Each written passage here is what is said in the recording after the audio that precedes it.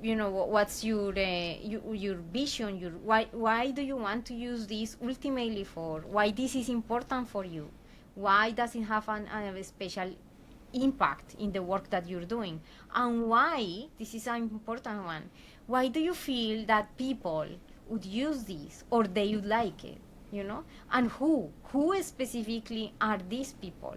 Because if we're making a design based only on what the person might want, the final user might not be so satisfied, and that kind potentially hurt a little bit of your work, even though your work might have been done properly. But if people don't like it, there might be reasons for that. So it's super important to ask ahead, what are their internal motivations to build that?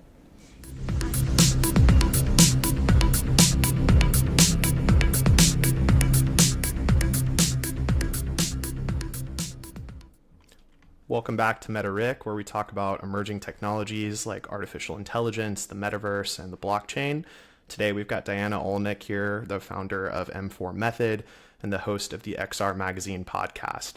Very, very excited to learn more about your background. I know you started as a financial advisor at Scotiabank and worked as a design and project engineer in government for a little bit, but now working with building out these reports and guides and kind of advising brands on how they can enter the metaverse and build out virtual worlds. So to kind of kick the conversation off, I'd love to hear just a little bit about kind of your career and where you come from, and then how you ended up working in the space that you're in now.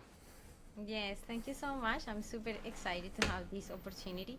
And of course, this is a great time for us to start speaking about these topics, because it's very relevant right now in the industry. We're seeing many brands branching into this and embracing these technologies.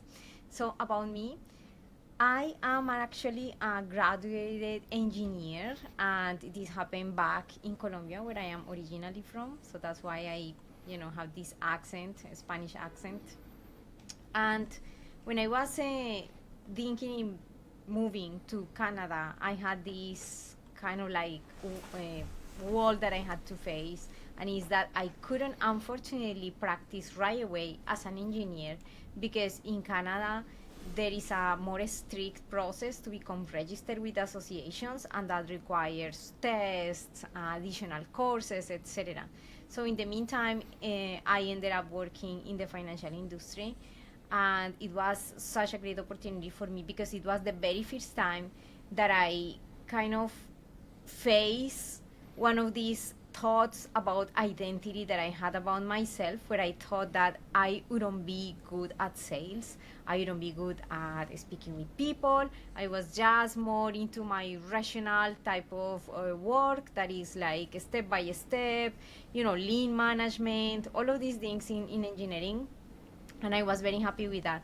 But when I had to face that reality and say, oh, okay, I cannot work as an engineer now, and I had the opportunity to work with people, it was actually fascinating for me to see that I could interact with people in this way, speak more, like get into kind of like the minds of the clients, and started to, provide solutions for them. So that was kind of like a little bit of the first foundations that I had to later on realize, oh, maybe I can do these things by myself as well, and I see them as exciting. Maybe that was the very first time that I remember that I started to realize of these skills. And the reason why I say this is because many times in life, we think that we are only the box that the society or the family or the ideas that we created should fit always in. So I was this type of person that had this fixed identity that I'm an engineer, and that's it.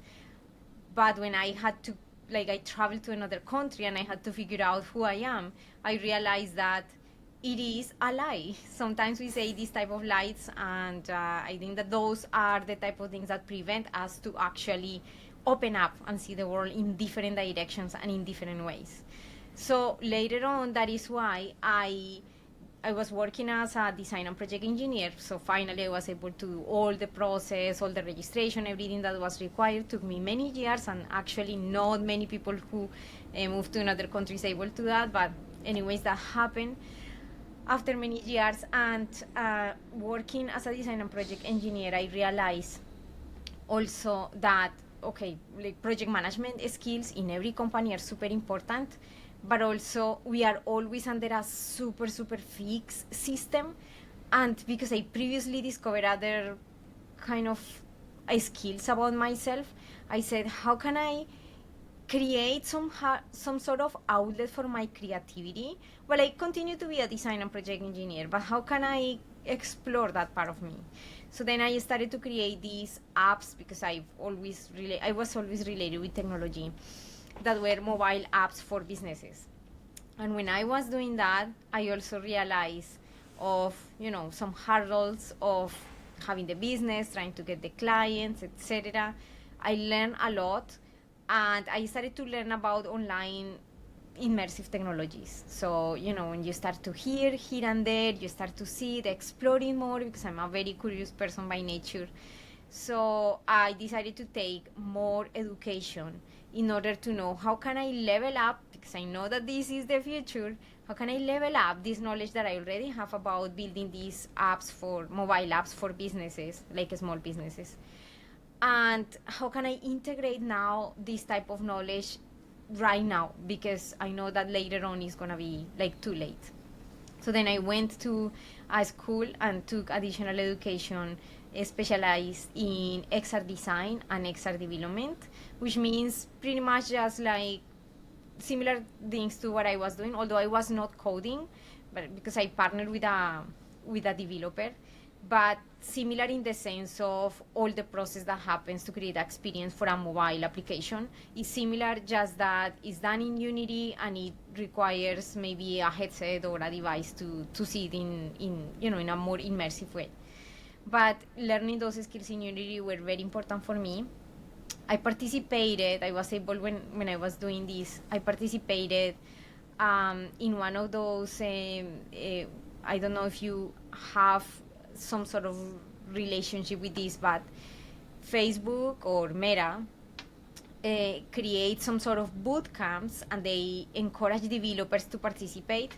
I participated in one of those ones, and I won an award from Meta, and that's when that, plus the combination of my experience with Spatial, which is a platform that was for like showcasing the spaces, I started to get the very first clients with the M4 method. And that's how kind of like the beginning, the foundation, and what led me to start developing experiences in the metaverse. One of the coolest things that I hear in your story is there's this constant change happening, where you've either by choice or sometimes not by choice but by circumstance, you've had to kind of reinvent yourself a little bit, where you've kind of like when you mentioned moving, you didn't have the same certifications, you kind of had to start over in a new industry, force yourself to be comfortable with things that you weren't experienced in or used to, and then got back to what you were doing before, but in a new place, in a new world, and then took all those skills and then again reinvented yourself, kind of moving into that XR world. And that comfort with change, I think, is really hard for a lot of people. A lot of people end up kind of stagnating or feeling like I'm really good at this one thing. And I wonder, what was your big takeaway from that? Like in each of those changes, was there something about your personality? Was there a friend in your life that helped with that? Or what allowed you to kind of feel comfortable making those big changes throughout your career? Yeah, I think that I study a lot of mindfulness, which means, psychology is something that I have liked a lot. And that's why when I was in Colombia practicing engineering, I saw it more like as a cut and dry part of myself. But later on, when I started to study a little bit more of mindfulness and this type of, I'm actually a registered yoga training, which is going to be like, what? But I took it just to lead my own exercise myself, like at home during the pandemic. So all of these type of, I'd say, Eastern type of philosophies and all of that, I believe that particularly have given me a little bit of lightness into the way that I see the life, and also understanding of how cool I could live a life that is meaningful without attaching so much to the idea that I think that I am. So right now I cannot tell where I could be doing in 5 years. And I know this is super difficult for most of people, as you mentioned. This is even crazy. Like, how can somebody live a life where you don't have a very specific set plan and you really, really work for that plan? I actually have plans, but I also have the flexibility to say, if there are things, or in my understanding of the world, I know that there are not 100% things that we can absolutely plan 100%, even if we have the best, even if we are a PhD or have the best education or experience, we cannot foresee totally 100%, because that is why, change, like the actual, let's say, kind of like changes or difficult situations that sometimes arise in our lives happen. Like, we didn't look for them, but they happen.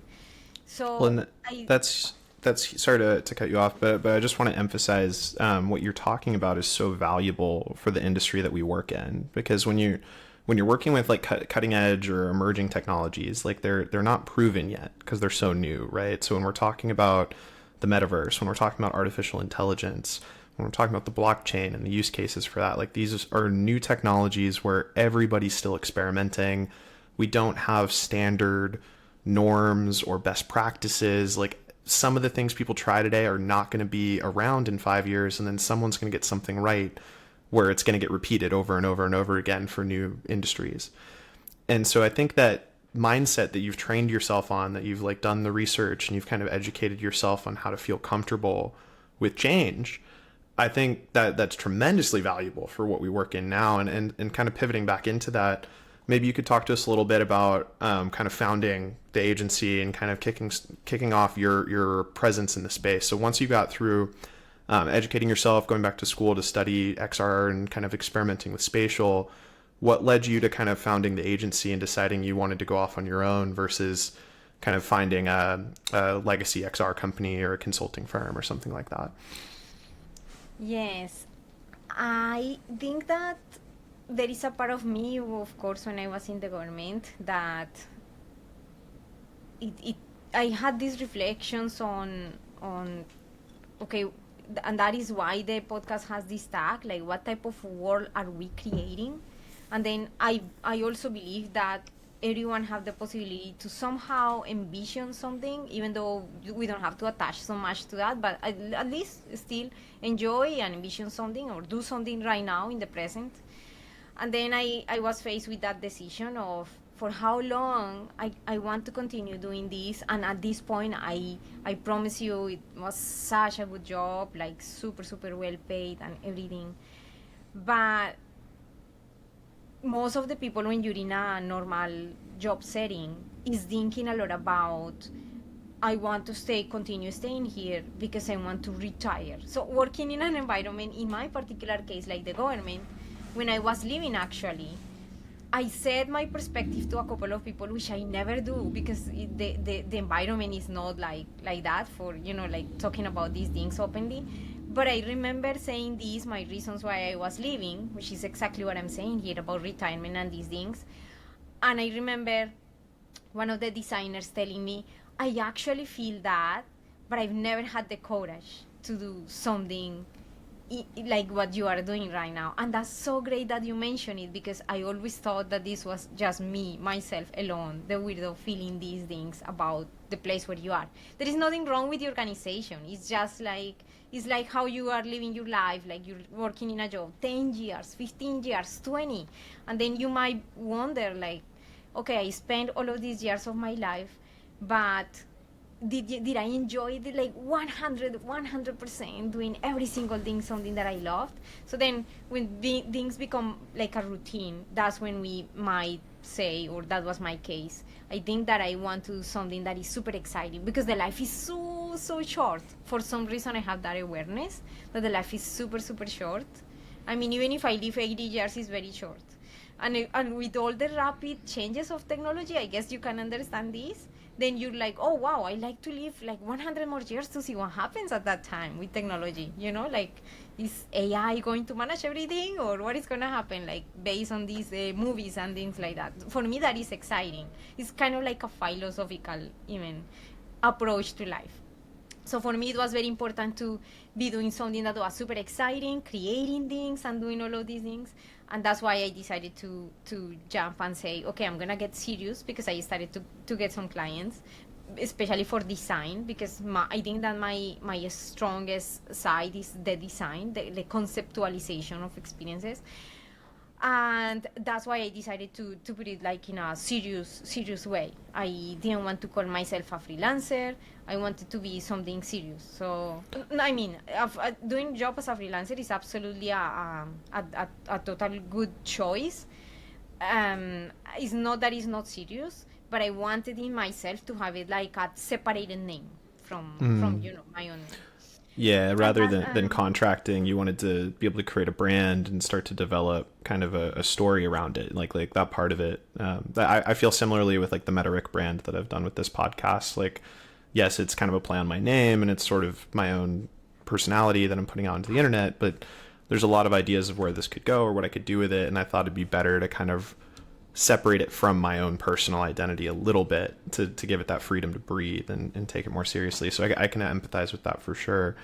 So did you get your first couple of clients while you still were at the big company, and you kind of had this as almost like, let's dip our toe in the water, let's experiment with it, and then once you got those first few clients, that kind of showed you, oh, I could take this seriously, I could actually go make an agency around this idea? So maybe you could talk to me about those first couple customers you got before you jumped into the deep end with it. Yeah, well, I was there working at the government. As a result of my studies that I was taking, I got the award. I think that when I got the award from Meta, it was for me like a reassurance that there was some talent there that could be good for the help of others. I think that there were a couple of things that happened at the same time. I started to create some spaces in that time. At the time, it was in this platform called Spatial.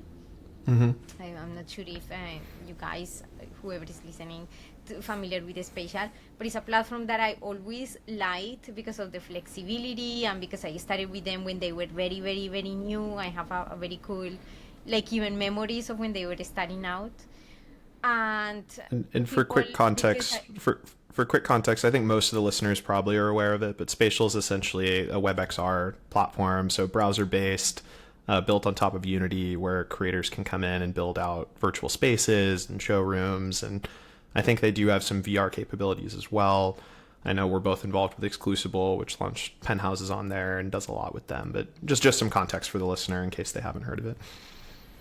Yes, so it was one of those first users, and because of that reason, and because like I became like known in the community through Jake, who is the community manager, and I became an ambassador for Spatial as well. And because of that, then my spaces were showcased in the first page, like when everybody was gonna land. But what happened with the Spatial is that at the beginning, Spatial was not a platform for maybe artists and creatives. It was more a productivity tool.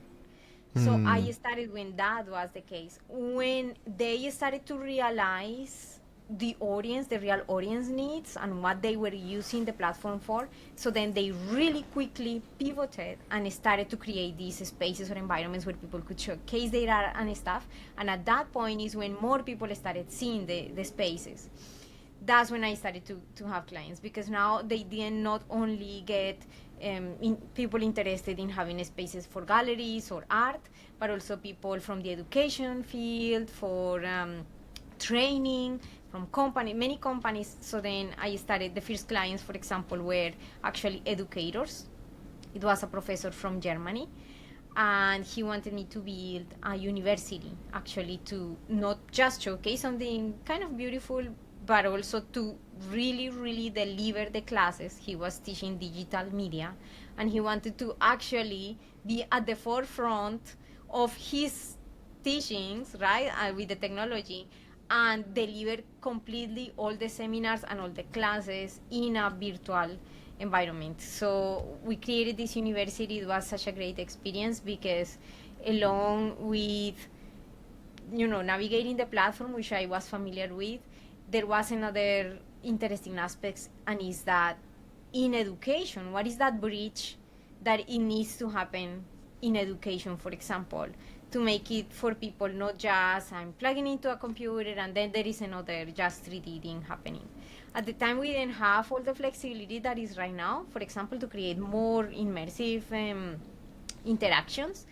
But after the university was built and after he had like the first classes, more people started to ask him like, who designed it, how can we have the same? And that's how like we actually like he actually helped me a lot in order to get started and get more clients.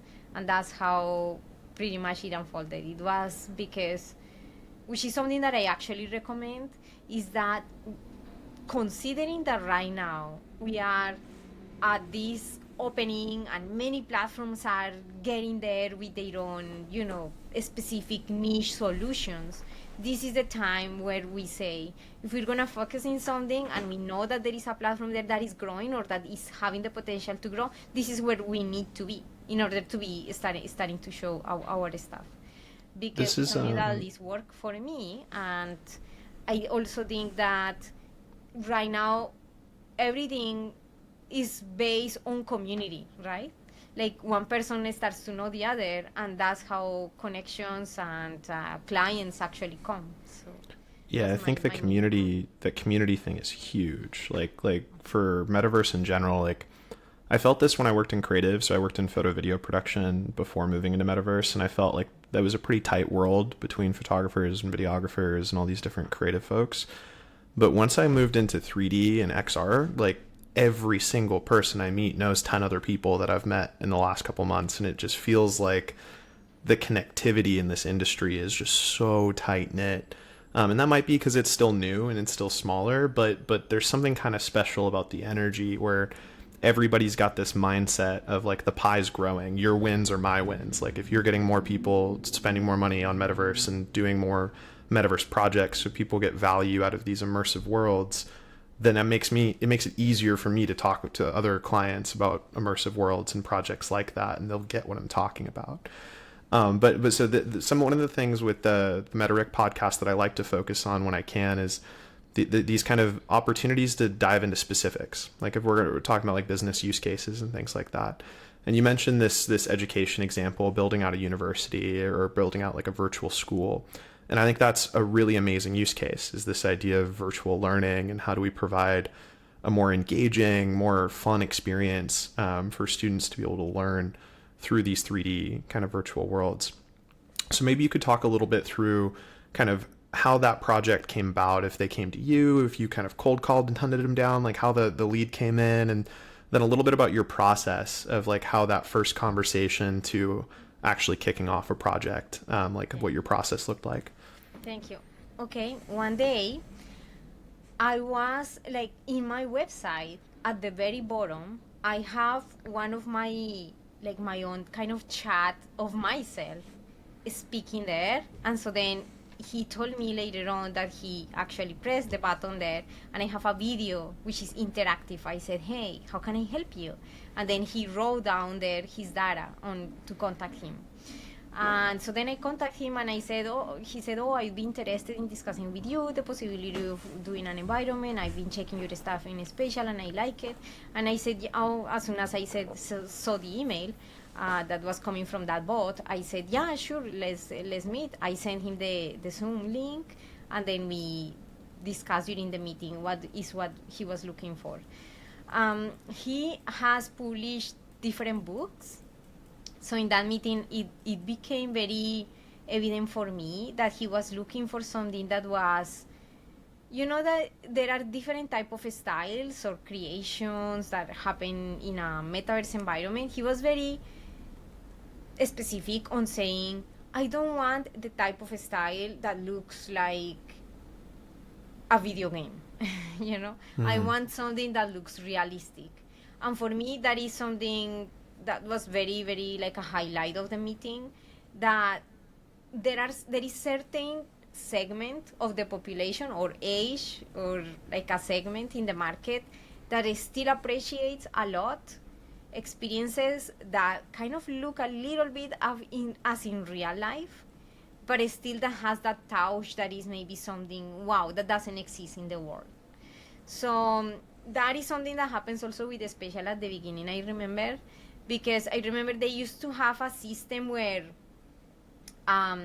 the avatars look like the real person, but because it was not so good to look absolutely the same, then people started to say no, we don't like it, so then they moved to Ready Player. But in like the highlight of that meeting was, if I'm gonna work with you, I want to something that really looks beautiful, but still it has the vibe of something real, that they really feel that they are in a luxurious or beautiful place, but it's with all the functionality of a university. He wanted a library, he wanted a place where people could hang out before the class, he wanted 3 buildings, and these buildings were had the theme of like Aristotle, Socrates, like the type of vibe from a philosophy and like that.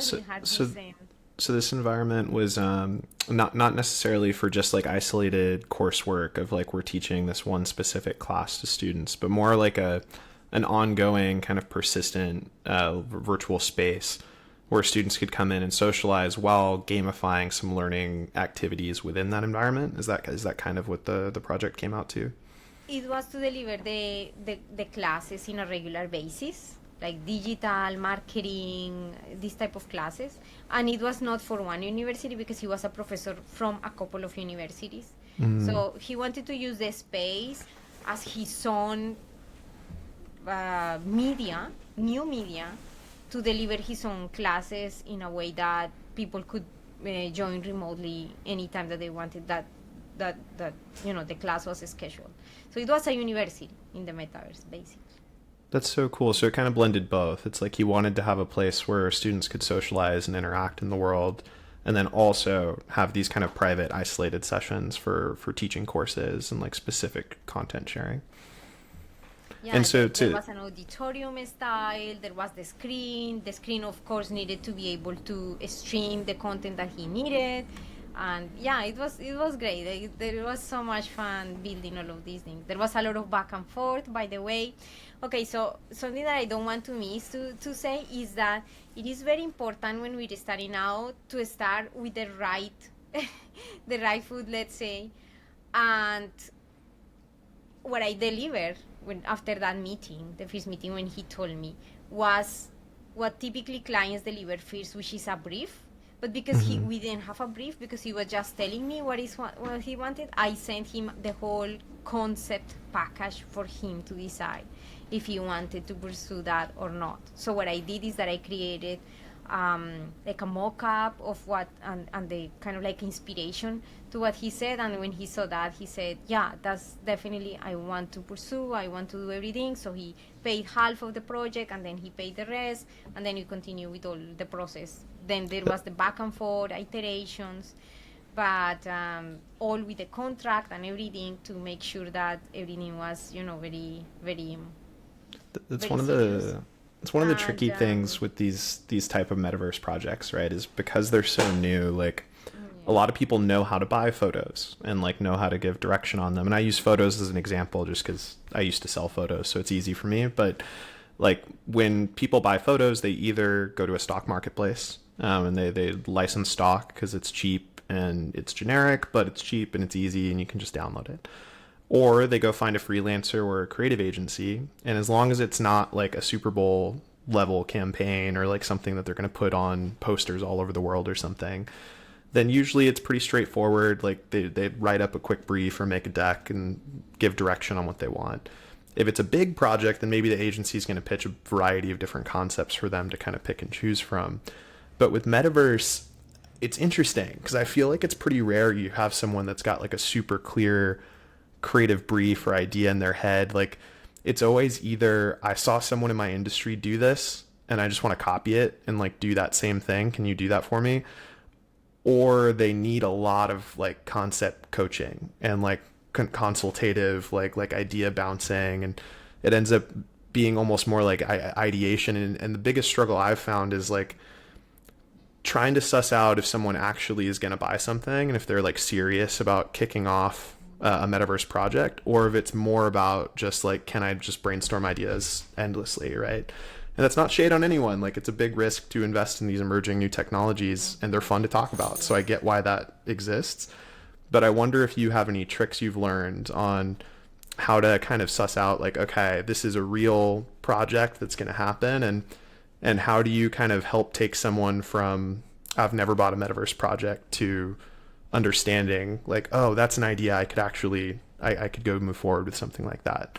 Is it a lot of like decks and mock-ups? Do you ever create like branded 3D demos, or like how do you get someone from kind of that conversation to going like, oh, I can see the future here. I can put a budget aside for this. Yeah, I think that maybe a little bit of what I use is what I can relate to is remember at the beginning I explained my experience working at the bank when I was with clients. It's like selling a little bit of a product from a bank where you might not be familiar with mutual funds. You know, all you have had maybe is a checking account, your normal credit account, and maybe a savings account, but you don't even know what is mutual funds. And there is always a process of meeting the person where they are at the moment. Like the teacher, for example, told me, I want a university. And he was clear that he didn't want a style that was, looking like sketchy or super artistic. He wanted a little bit more realistic. That's where, like, I knew I could meet the client, because that is actually similar style to what I've been doing. There are cases where if the person wants something that maybe might be an style that I have never experienced, I actually would say that I don't have that type of experience. I try to refer the person to someone else. Always hurts to do that, right? It's the right thing to do sometimes, like if you know someone's got a project that's out of scope or like not matching your skills, but it always hurts a little bit. You're like, oh no, I want to work with you, but not this one. That happens all the time. There are projects that are not, in order to assess, for me, I use a lot of psychology, I guess, where you can see that if the person is making the meeting, if he's listening by what the person is saying, then you can kind of have a feeling that the person is really compromised and really wants to kind of go to the next step. And also there are exploratory questions where you say, what's your vision, why do you want to use this ultimately for, why this is important for you, why does it have a special impact in the work that you're doing, and why, this is an important one, why do you feel that people would use this or they would like it, and who specifically are these people? Because if we're making a design based only on what the person might want, the final user might not be so satisfied, and like that kind potentially hurt a little bit of your work, even though your work might have been done properly.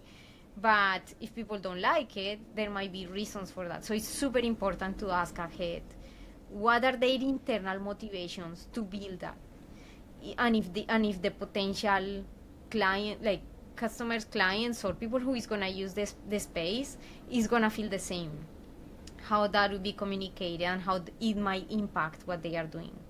So I think that is key in order to try to create a concept that from the beginning is a little bit more clear. I think that those type of things also help to eliminate a little bit of the back and forth that always happens, because clients tend to not bring the briefs as we wish, as in creative, big creative agencies where always the big brands know that they have to deliver the brief. We have to come up with that, and that's made through the strategy of asking the right questions before committing to anything else. If they are not clear to what is going to be that person and why do you think that person is going to like it, how do you know that, then there is a little bit of work that they have to, rather than we have to, trying to figure out how to actually make it work for their audience. Definitely. No, it reminds me of the last episode that I hosted was with Gen City Labs. They're another agency that focuses a lot on like NFTs, for example, and like helping brands understand blockchain. And at least that was my understanding when I first took a look at their website. But after talking to them, it was really interesting because the big common theme throughout that conversation was blockchain is a tool. Blockchain is a tool. XR technology is a tool. Like these are all tools in our chest as creatives for how we tell stories. At the end of the day, the story is what matters. What's the actual goal that the brand is trying to achieve? And then we can pull out which tools best fit that particular project or that story and be able to execute on it. And I think what you're talking about there about starting there, helping them, like sometimes they've skipped a few steps. Sometimes on that first or second call, they might have this like vision or this idea of what they want. And you kind of have to walk them backwards a little bit and be like, no, that's great. That's great. You want it to be photorealistic. I can do that. I've got the skill sets for that. A lot of my work, it resembles that priority that you have. But what are you trying to achieve with this school? Like who's going to be spending time? Is it teachers? Is it students? Are you teaching classes? Is it social? Is it a little bit of both? Like what are your metrics for success for this? How are we going to define if this went well? And those type of conversations really help you as an agency, because then you can put together a brief for them or a concept pitch or kind of walk through like, hey, is this going to fit what you're trying to achieve? And you can end up at a place faster. And this is a nice segue because I know both of us were talking to each other before the podcast about artificial intelligence and how that's really top of mind. And I think that this is an area in the creative process that could use AI to help innovate, which is like not necessarily skipping all the steps of AI just produces a virtual world for you. I think we're a few years away from AI even being close to achieving that. But it can help a lot with someone who doesn't have design skills explain their vision to a prompt and get some sample imagery or get some inspiration to cut that back and forth down a little bit. And so I wonder, have you experienced using generative AI in your creative process at all yet? Is that something that you've dabbled with? And if you have, what is it? And if you haven't, then what are some thoughts you have on where it might be able to be helpful or fit in? Yeah, I think that as we have discussed so far, I'm a very creative individual and professional. And once I realized that my journey was there and that would be helping with, I like photorealism, by the way, as you can see, to create these beautiful images. And at some point, I'm going to ask you back as well about your perspective as a photographer, because right now it's super realistic, in my opinion. And as soon as I saw that, I said, I have to put my hands on this. Like, it's like the process of creating a concept is a long process. Like it takes a lot of hours thinking, looking for inspirational images, trying to apply this sensibility of is it something that might by the mean of this object or by the mean of this color or this shape, is it gonna resonate exactly with what the person might feel that that might have the impression of immersion, or that is going to be related with what the brand and what they are trying to do. It takes time to create this type of concept. So when I saw that, I said, wow, this is amazing if we could really create these sort of renderings ahead of time and even deliver something that is not now inspirational images and collages that sometimes we used to do, like the typical sort of like interior design as well. They use this a lot, which is the mood boards. But now the stage in the creation, like facilitated with a tool like this. So then I dedicated as well some time with Midjourney to learn the basics, and actually study as well. Took some a short program about using Midjourney for design, and I took the program with an architect from Zaha Hadid, and it turns out for me and actually for him as well that even for product design, this has been a huge changer in the industry, because now you can design everything, anything that you want. Go ahead. Yeah, and by the way, this is a little off topic from AI. We'll circle back to it. But one of my favorite episodes from the XR Magazine podcast is a recent one you did talking to a product designer who was building this WebXR tool for product design and collaboration, where you don't have to necessarily download Unreal or Unity, but you could work across a team of product designers to all come in on this web-based tool to kind of share a product or learn about a product. And so I think there's these cool, innovative ways to cut down on that back and forth on the review process, right? Because that's really what it comes down to, is you've got different people with different visions in their head and like different thoughts about the development of that product or that creative concept and idea. And how do we make it easier to translate those visions to each other? How do we make it easier to understand them as easily and quickly as possible? And the problem is, a lot of the times the people who are responsible for training or responsible for a product launch or even product development, they might not have that creative skill set.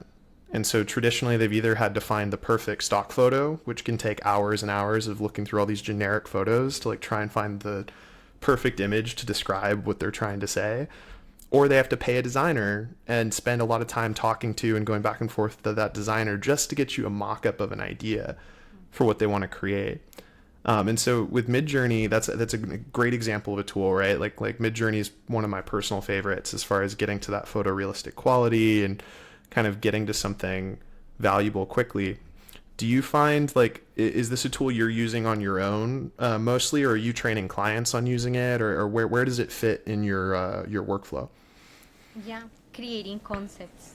Like all the time creating concepts, and every time that there is a new project, it's like now in the deck that I submit, rather than inspirational images and how it might look like and descriptions that are text based, now there is more of the use of AI, and there is disclosure that it's generative AI for like as a first sense of how a final product might look like. Although working with Midjourney, so the way that I'm using it is for creating those concepts. Working with Midjourney, it seems so simple. It's just a prompt, but there are many iterations that have to happen, and there has to be always the sensibility or the sensitivity from the design aspect to know what type of things kind of make sense in this rendering that is that AI is producing, and maybe it doesn't make sense. And then that's when the iterations happen, changing many times, which might take a little bit of time. That's why I decided to become a little bit more efficient, learn how to become even more efficient with the tool to generate photorealistic.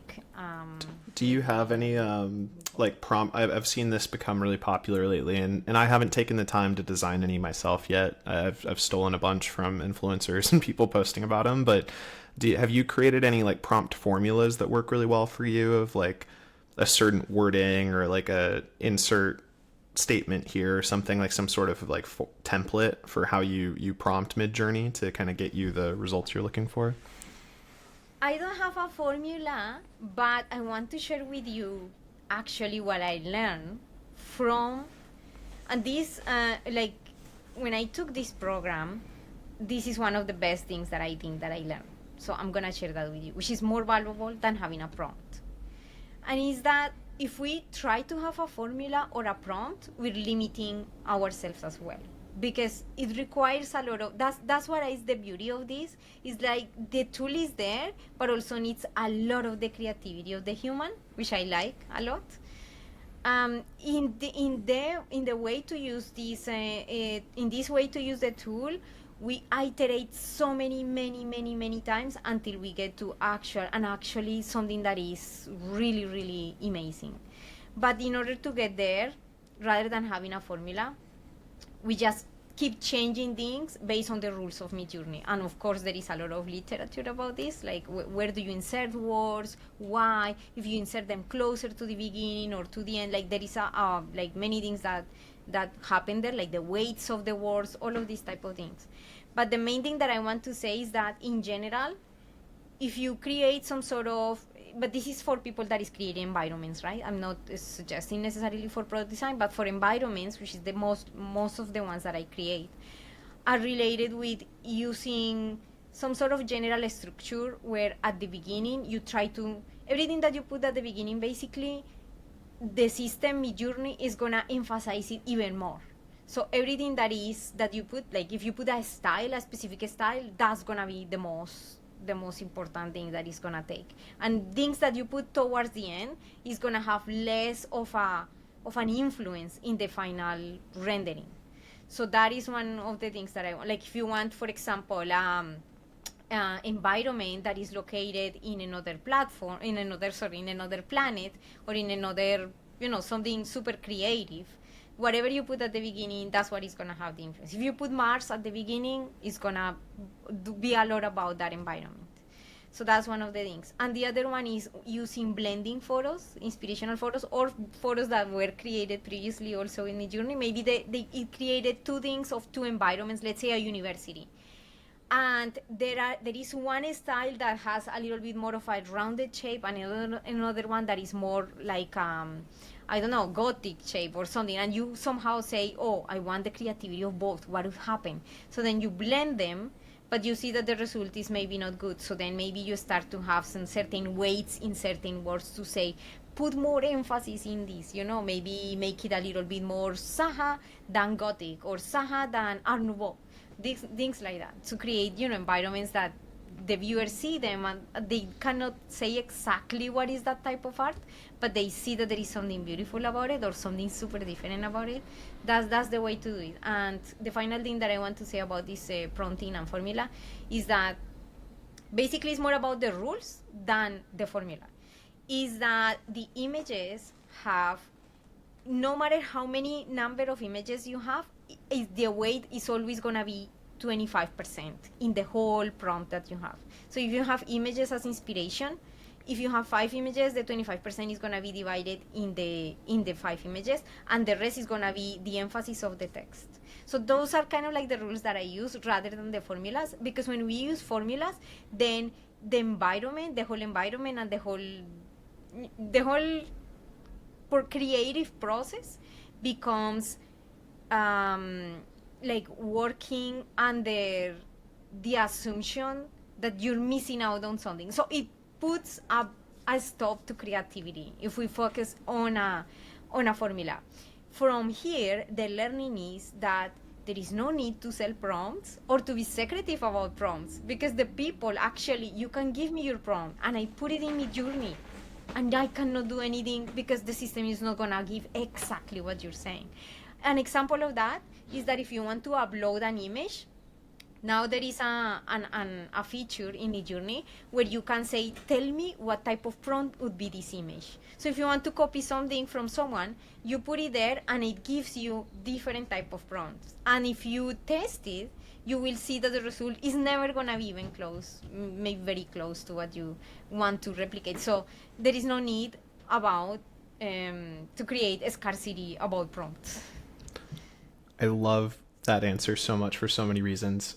First, I want to zoom out and just for the listener, I know Midjourney is super popular in the space. People probably know what it is, but just in case you don't, essentially it's generative AI where you can insert a prompt via text and it will generate a handful of images that represent the text that you give it direction on. And so part of what Diana's talking about here is like the best way to articulate that vision to get the image you're actually looking for out of that AI system.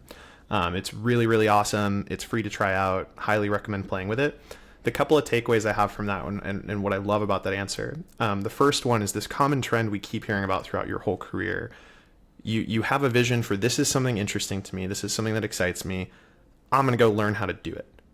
And you learn how to do it through two things. One, you go find someone who knows how to do it better than you or more experienced with it, and you go learn from them. That is such an underrated thing. We have so much access via the internet to courses, influencers, YouTube videos, so many things that provide us insight into how to learn about doing things. People are creating this content. People are experimenting with it every day. Go out, learn it. If you're interested about it, look it up, find a way, find a program, find a piece of content to follow, that teaches you about it. I love that. Second thing I love about it, you actually use it. You don't just talk about it. You clearly, from your explanation of the tool, have spent a lot of hours in it, experimenting with prompts, getting different answers back, changing how you articulate your prompt back to it, and you're actually using it. There are way too many people out here that are having conversations about it or posting content about it that haven't put in those hours and aren't spending time using these tools. And I think that's super important. Whenever I bring this comment up, I always hold up a headset because I'm spending hours in VR every day, right? And you don't do that, you're not going to understand the nuances and be able to share that expertise or that insight. So I love that you actually go out and experiment. The third thing that I'm getting as a takeaway from this is actually you changed my mind about something. I was thinking that these text-based prompts for images would be especially valuable for like a brand manager to go in on their own and be able to generate kind of a mood board or a vision for what they want. And I think that still could be valuable. But what I'm finding from what your explanation of Midjourney is that there's this nuance to how you prompt that is still so unique that it's almost a skill in itself, very similar to knowing how to use a camera, knowing how to experiment with the paints and the brushes and leveraging the tools in the best way to get the result. And so instead, what I'm thinking is my takeaway here is if you're a creative, your first call, your initial scoping process is probably very close to the same that it's always been. It's still going to be a customer either just word vomiting out some ideas that they have, you asking some questions and poking around. Maybe they have some kind of brief for you. But then where AI comes in is actually that next step right after. When you take all that information and you're coming up with a response for your concept, you can now digest all of that information and just way more quickly generate the visual representation of what you're trying to show back to the client. So it's really helping the creative cut down on back and forth versus helping the client express what they want. That's an interesting shift in perspective that is becoming clear to me based on kind of how you're talking about it. This might be something you haven't experimented with yet because it's a little newer, but have you played around with AI video at all yet with either Wonder or what's the other really popular Runways Gen 2? Yes. You know what? Okay, so this is a little bit of a personal note here, but I do two things for my hobbies or things that allow me to recharge, and is that I do yoga and I take ballet classes. And for me, ballet is something extremely beautiful. I cannot explain you what I feel. It's the music, everything is like I get transported to another universe. So then when Runway ML with Generation 1 or Gen 1 came, because I've been used to practice with Midjourney and video is something super interesting. The reason why, just to give context, is that why somebody that creates environments would want to be doing now video. For me, it's not just doing video. For me, it's like, what type of things are we gonna be able to modify or customize environments using these tools? That's why, to give context of why, is that I put my hands in this. And also to be able to explain properly to people what is possible. So then I created an experience that was showcased also in Runway. And it's about a ballerina dancer in a form of art, because it's one of the options that they have. It's nothing super customized. That is carbon type of, that's maybe not the name, but it's charcoal. Oh, like charcoal, like a charcoal drawing. Yes. Yeah. Yes, type of drawing. And it's so beautiful. The music is so beautiful. Of course, the music was customized. But yeah, I do have a little bit of experience. I do believe that there is going to be, at some point later, actually, it was about maybe 8 months or so, there was an announcement from Meta that they were creating the same thing, like a type of video, type of generation. We're still waiting to see what is going to happen. But I believe that there are going to be many uses. It's not just the people that want to create a short movie. Those are the typical uses. It's just like Midjourney. We thought, oh, just for artists or people that maybe are taking photography, but this is going to branch into so many areas as well. Video or the art or the creation of these type of assets as a media. This is going to be a new media, by the way. We right now see something that is like photography, right now see something that is video, but I think that in the future, all of this new media is gonna rise that is coming just from AI, and it's gonna be so of course immersive, because we're gonna be able to experience this in immersive experiences like in the headset. It's gonna be so amazing, but at the same time it's gonna be so risky that that's why we put our hands right now as professionals as things come out, to try to understand the technology, to see what are the possibilities, and to see how we can leverage in a way that is responsible and that considerates privacy, data. Like, customers are gonna need to be educated about this and why what the things that we can do are actually taking care of their own, safety, their data, their privacy. Those are the main risks that happen with all of these technologies right now. Yeah, I think there's two ways that it's going to innovate creative. That one that's going to happen, well, it's already happening and going to happen more and more, which is just augmenting the way we already do things. So like the generative AI, as we already talked about, with like sample images and a concept deck as one example. I think very shortly down the road, it's also going to be able to scale basic content to where stock images almost won't be existent, because we'll be able to just produce a basic, sort of gets the idea across thing very cheaply, and then custom content will be reserved for like very specific ideas we can put more budget behind. So that's one thing, is it's going to augment the current existing creative process. But then what you're talking about there is kind of the second thing, which is it'll create new mediums. It'll almost create like a new form of content or a new type of content that's never been created before, because of how scalable everything is. It's going to force new creativity. It's going to force people to think about content differently than we've ever had to or been able to think about content, to create stuff in a new way. Now, something that's interesting is, like you mentioned, like the data protection. It's like the training data is the hard thing, right? So it's like how the AI is trained, the art that goes into it. There's a huge debate right now of some artists being very anti-AI, thinking that the training data is IP that's basically being stolen, and therefore any AI generated piece of content is actually stolen art. And then other people are like, well, it's the equivalent of Pablo Picasso being studied in school. Like, just because you saw Pablo Picasso's art and studied his art in an art class, and you took that style into your own art, does that mean you're stealing IP from Pablo Picasso, or does that mean that you're inspired by him and creating new content? And so I wonder, like, what your reaction is to that as a creative. Like, where do you see that? Like, how do we face that risk of kind of content ownership and training data? I think that seeing it from a very, very macro perspective, this is something that all throughout history we've always faced. So at any point that there is something that seems so protected or so, ownership based, or so under a name, a specific name, etc., there is another technology comes, disrupts everything, and then we have to keep going with the creation in another ways. Like, we have to adjust.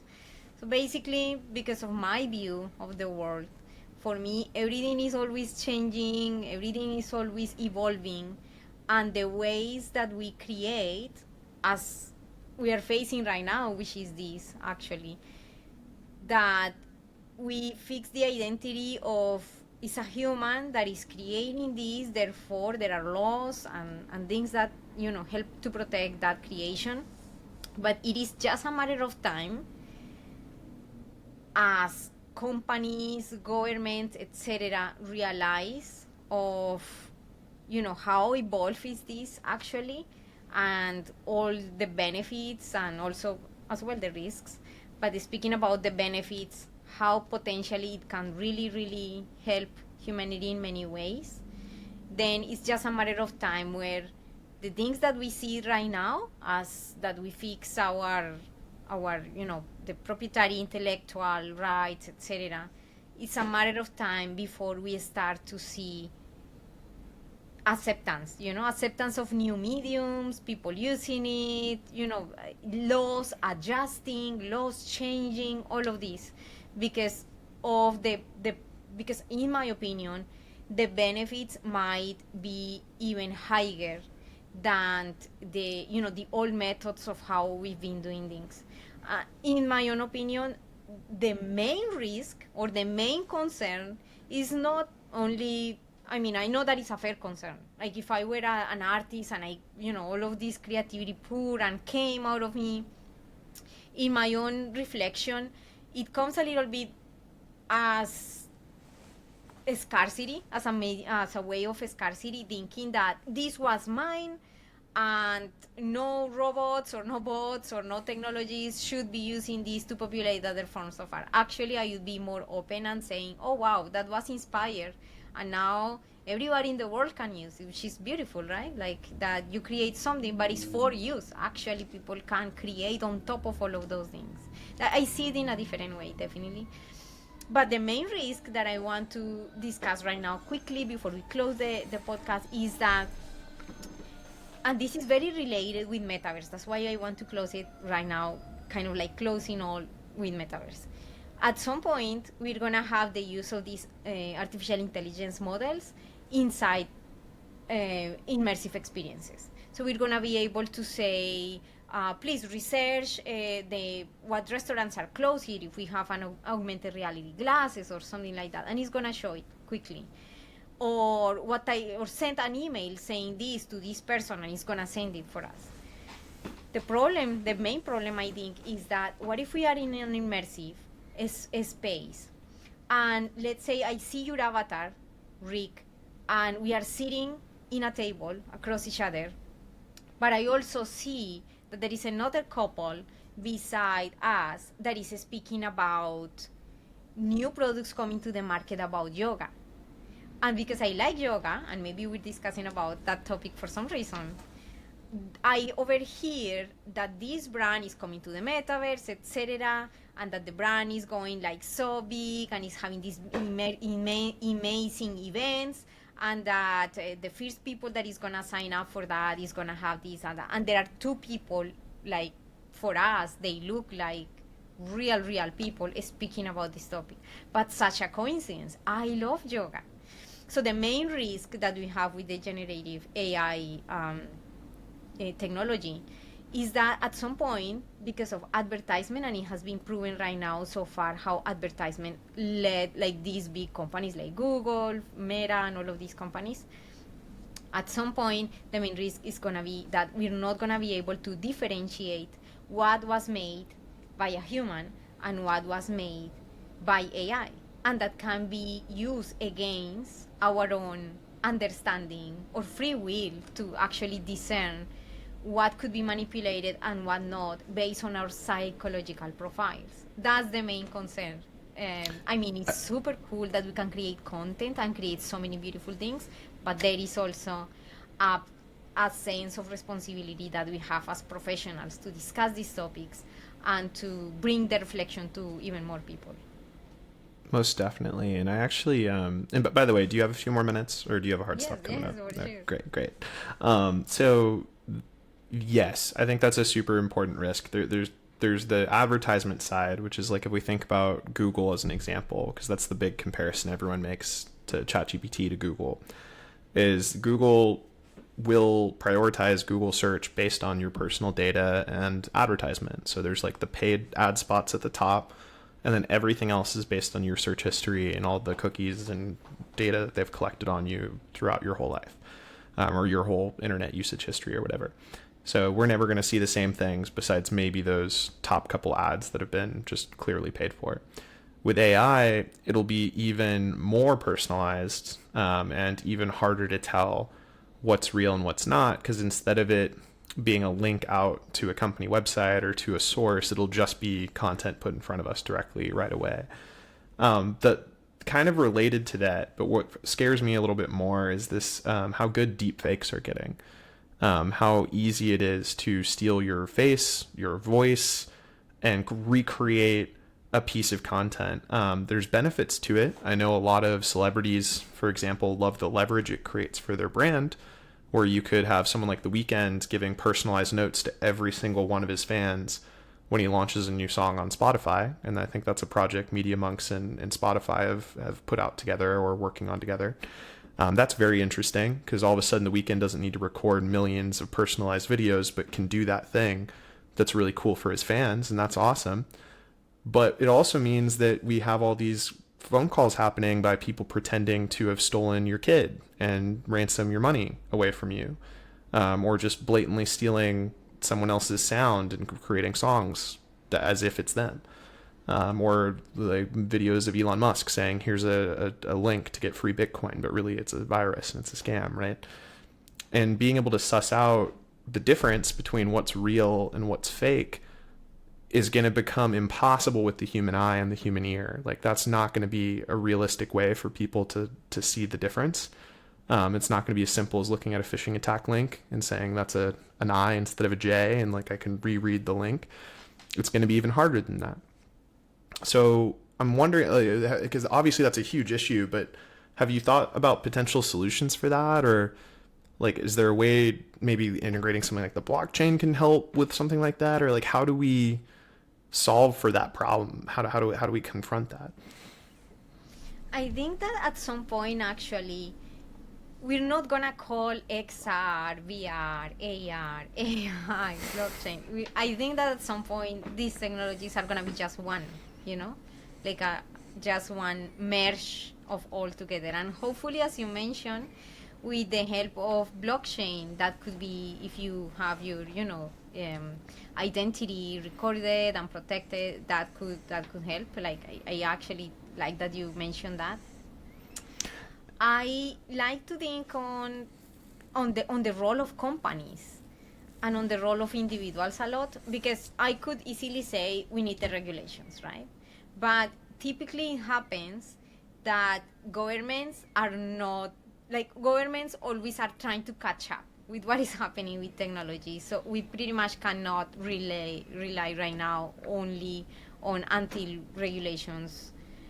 Usually we see a big problem and that's when they take action. Sometimes that's what happens. But I think that the role of companies is super important. The problem though is that what is the level of ethics in a company to actually take action and implement all of this by their own, even if there are no regulations in place by regular the government. So I actually said before in one podcast about this aspect of being able to start from like the creation, like the platforms that are creating this and implementing this based on a kind of a standard code of ethics that every company should have, but that is something that is not yet. That is another idea.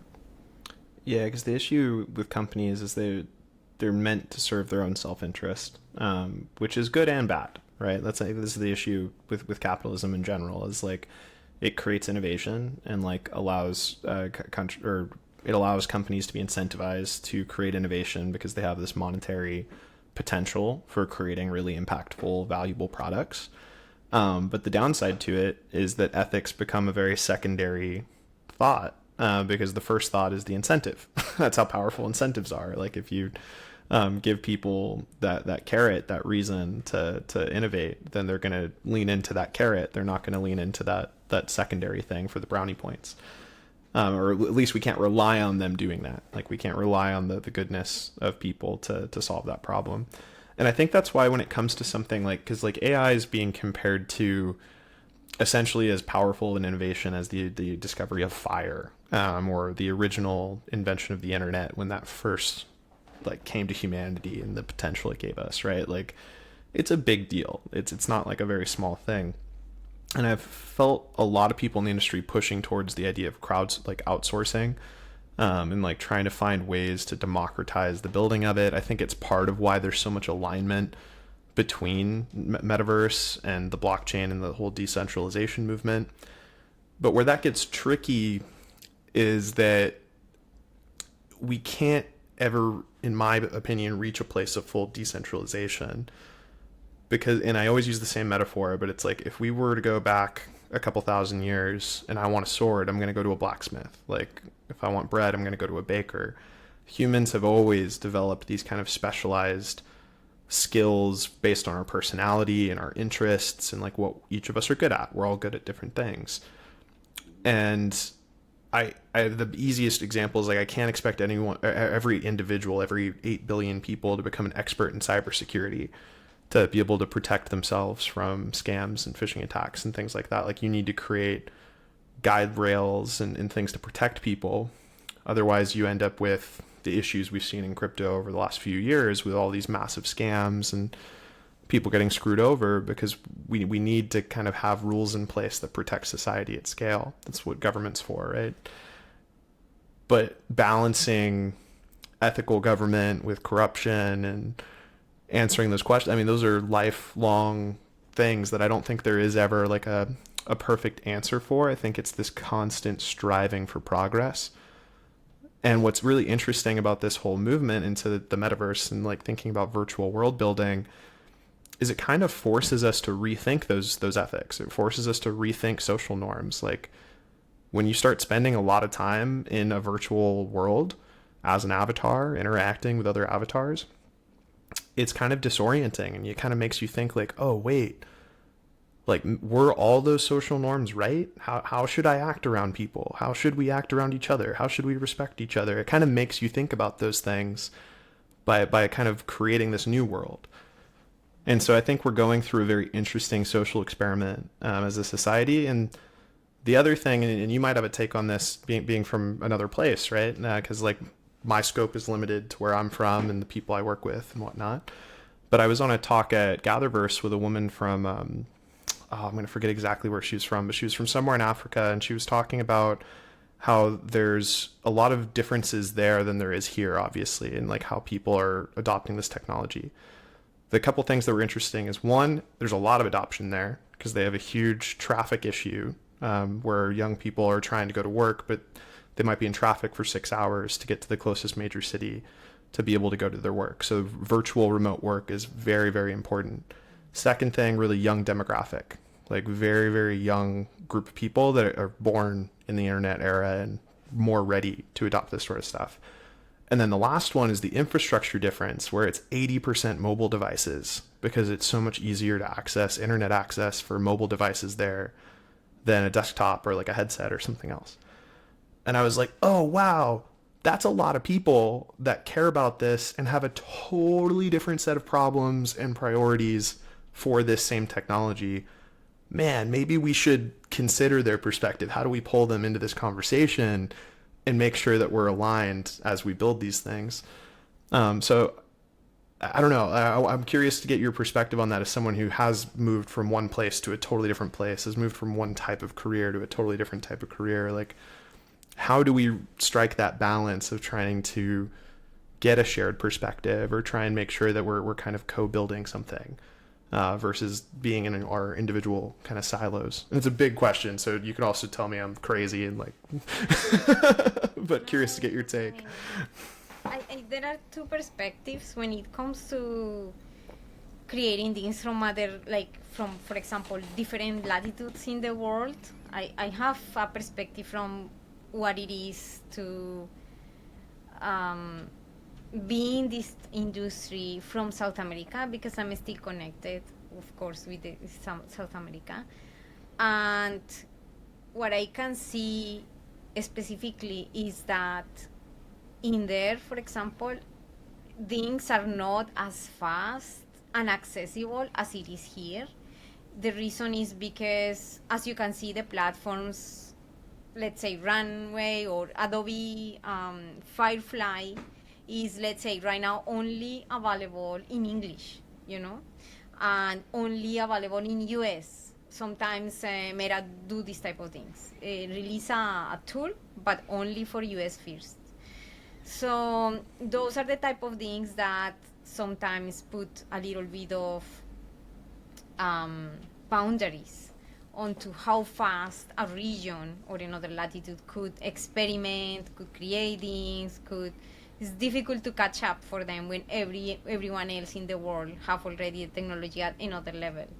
So I think that trying to eliminate these type of barriers are one of the ways that we could help people from other places or people that have different type of uses of the technology, and at the same time, for these companies having the realization of potential different use cases, as the case that you were mentioning, and taking that into account, that would be maybe like a very good thing to do for them in terms of how can we make sure that we are creating solutions that are not actually for a small segment, let's say only users right now in the States that have this headset, but that also is sorry, that fosters inclusivity even in other parts of the world. And I like the example that you showed, because a little bit something similar happens in South America. The needs are different, the population is different, the people have different perspectives, and the access to education of these is also different. There is not so much like here, it seems like, but why not if it's on the internet? Sometimes it's because of language. Not most of these, the creation of these platforms and things happen in English for some reason. So then that creates also a little bit of a behind that effect that happens in other parts of the world, and the problem can always just being solved by when these big companies that deliver all of these platforms take into account this type of other segments of the market, let's say. There's But yeah, go ahead. Yeah, no, I love what you're talking about. This idea of like accessibility to the tools and to the information is like a big piece of it, right? Like if a lot of the innovations coming from American companies, some other countries have even put blockers on this type of technology. I know in Europe, like depending on what country you're in, there's some of them are very anti-AI and have actually created roadblocks to using ChatGPT and things like that. So it gives a head start to certain regions and certain people in the world. This is ironically one of the big problems I think AI is going to help us solve is translations. I remember when Airbnb was going through layoffs during COVID, all the travel companies got hit really hard. Soft shout out to Brian Chesky. I feel like he was one of the best at handling that situation, as hard as it was for Airbnb. It's a lot of respect. They treated their employees pretty well through it. Heard a lot of positive feedback from my friends that worked there. But one of the interesting things I learned is every time they created a new product like feature or like a new kind of launch to a certain web page, they needed to launch it in 60 languages because they're this global organization where people are traveling all over the world for all of these different features, and they need to access that global audience. And AI language translations wasn't there yet, and it's still kind of progressing and still needs some work, but really, really incredible that they had to basically have 60 times the resources to launch a product because of the translations and making it accessible. The reason a show like Squid Games was so popular on Netflix is the investment they made into the dubbing and translations and trying to make it as authentic to the local region as possible so that the whole world could consume the content. And that's why it hit home to everyone, is it wasn't just this kind of word for word translation, but they really paid a bunch of linguists to come in and translate it with context and make it make sense. Like I went to Spanish immersion growing up, and I remember that being a big difference in how I spoke Spanish with other folks from here in California, was more like with context. I was speaking more like a native Mexican would speak, versus my friends that just learned English in like high school. It was a lot of vocabulary, like they're almost like translating word for word, and then the context almost doesn't sound quite natural or quite right. So I think the irony is AI actually might be the tool that helps us solve this problem. Yeah, so yeah, hopefully more and more people start to use this type of, if they are allowed in their country, which is something that for me sometimes is like, wow, how come that right now I'm putting my hands in a tool that is actually not allowed in some countries.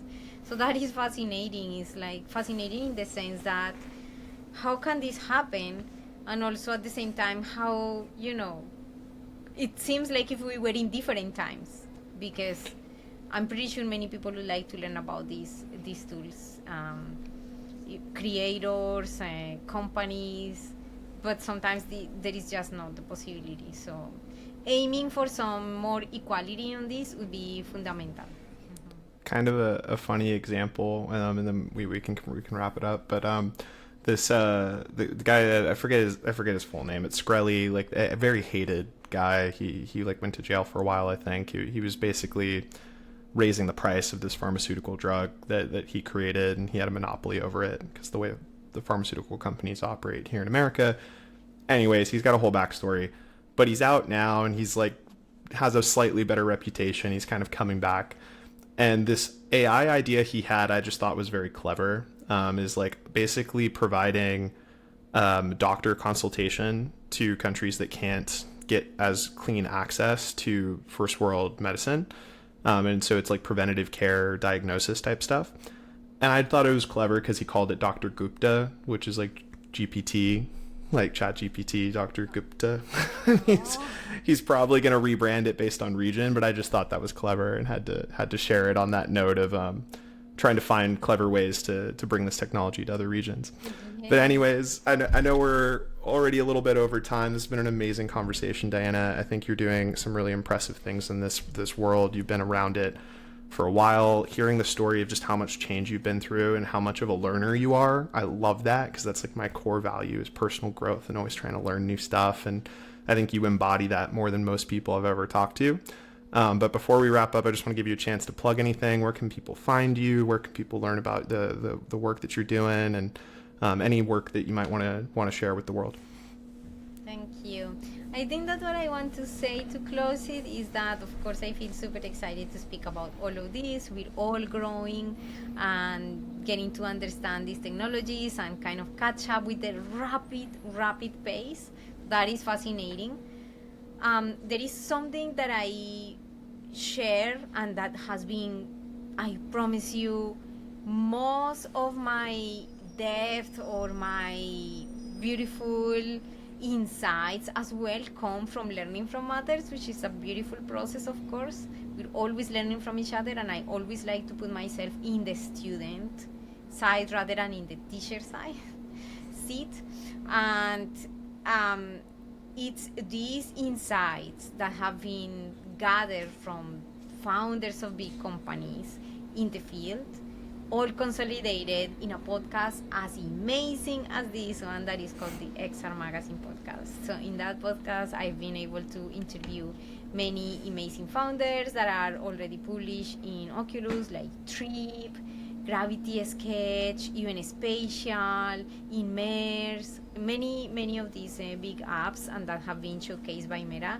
I have interviewed them. So I'm inviting anybody, if you'd like to take a look at what these founders have to say and how they created these experiences, the challenges, and how they were able to overcome them, then that's a friendly invitation to tune in the XR Magazine podcast, which is available in all platforms like Apple, Google, Spotify, Amazon, all of these platforms. So that's I think that I just want to finish with that. Is kind of like what I do that is fascinating for me to hear about stories, because as a person that likes to foster creativity, I love storytelling. So diving into the human being aspect of why did you decide to create this, and who is the human being behind that app that we're seeing in the Oculus, was always fascinating for me.